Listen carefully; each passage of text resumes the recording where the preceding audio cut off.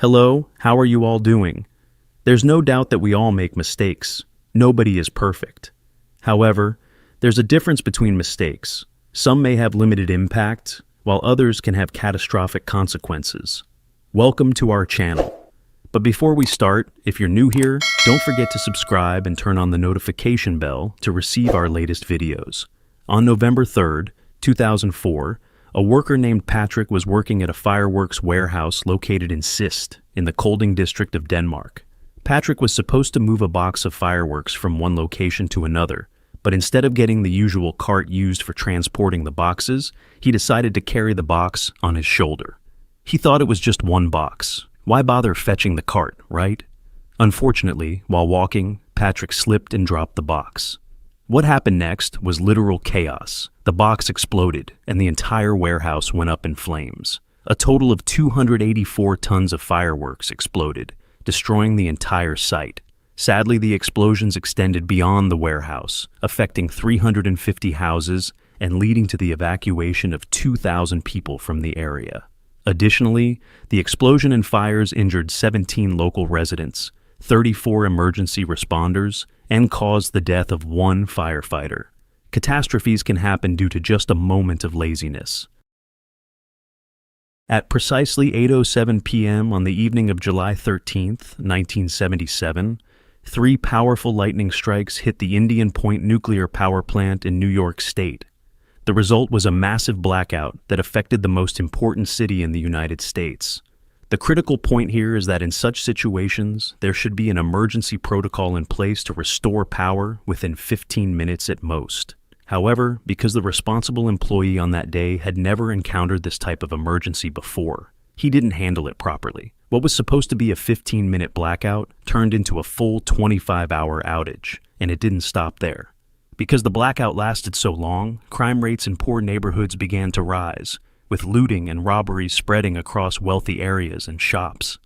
That day saw a terrifying level of theft and looting. Additionally, as people grew tired of the power outage, they took to the streets, causing traffic to come to a complete standstill. New York City descended into total chaos.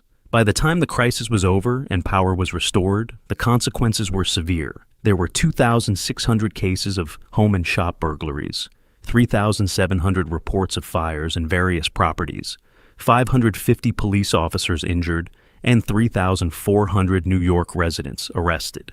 The New York Stock Exchange lost $20 million during that time. The government had to pay an additional $4 million in salaries and bonuses to police and fire departments due to the extra work. And the estimated total damage was around $300 million, with some estimates suggesting that the cost reached $1 billion. And remember, we're talking about 1977. After the event, it was revealed that the whole issue was due to the employee responsible for restoring power within 15 minutes. All he had to do was to arrange a set of emergency switches in a specific sequence. It turned out that he followed the correct sequence, except for one switch. Just one incorrect switch cost New York City a full $1 billion.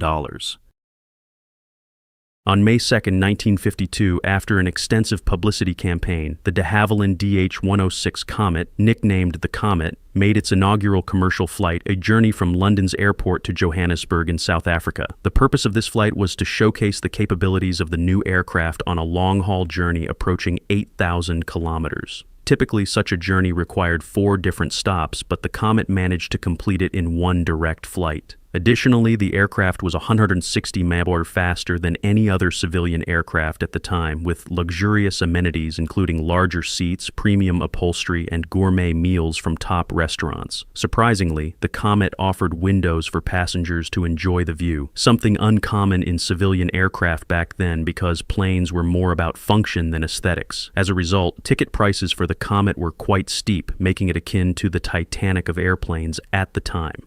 Sadly, its fate wasn't much different from that of the Titanic. On October 26, 1952, less than 6 months after its introduction into service, a tragic accident occurred, and the plane crashed with all its passengers on board. Shockingly, it didn't end with just one plane. On March 3, 1953, about 4 months later, another Comet crashed, and then again, just 3 months later, on May 2, 1953, a third Comet went down. Finally, on January 10, 1954, about 6 months after the last crash, a fourth comet crashed, leading to the model's permanent cancellation.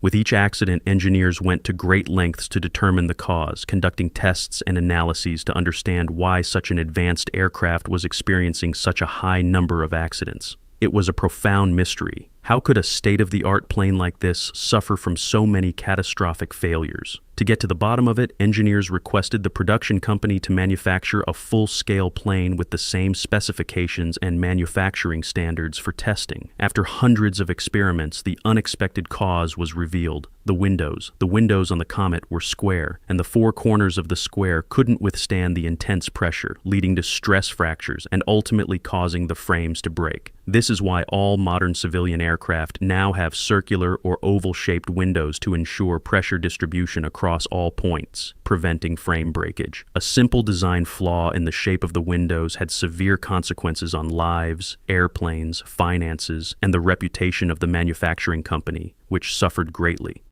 Speaking of the Titanic, after the ship sank to the bottom of the Atlantic Ocean in 1912, countless reasons emerged explaining the cause of the disaster. It was said that the excessive speed driven by arrogance was the cause, that they ignored ice warnings, among many other reasons. However, the most unusual explanation came from sailor Frederick Fleet during the investigation. To understand this, let's go back to the day Titanic embarked on its maiden voyage. David Blair was the officer in charge of the lookout team, but at the last minute the ship's authorities replaced him with a higher-ranking officer, Henry Wilde. Consequently, Blair disembarked and left, but unfortunately, he forgot to hand over the key to the locker containing the binoculars that the lookout team was supposed to use for their work. The sudden change at the last minute caused Blair to forget to give the key to the officer who took his place. As a result, the ship set sail, and the lookout team had to monitor the sea without binoculars. Frederick Fleet, the first to spot the iceberg, said that if they had had binoculars that day, they would have seen the iceberg from a distance that would have allowed them to avoid the accident. According to him, one of the most famous accidents in history could have been avoided if just one employee had remembered to hand over the key before leaving. That's all for today.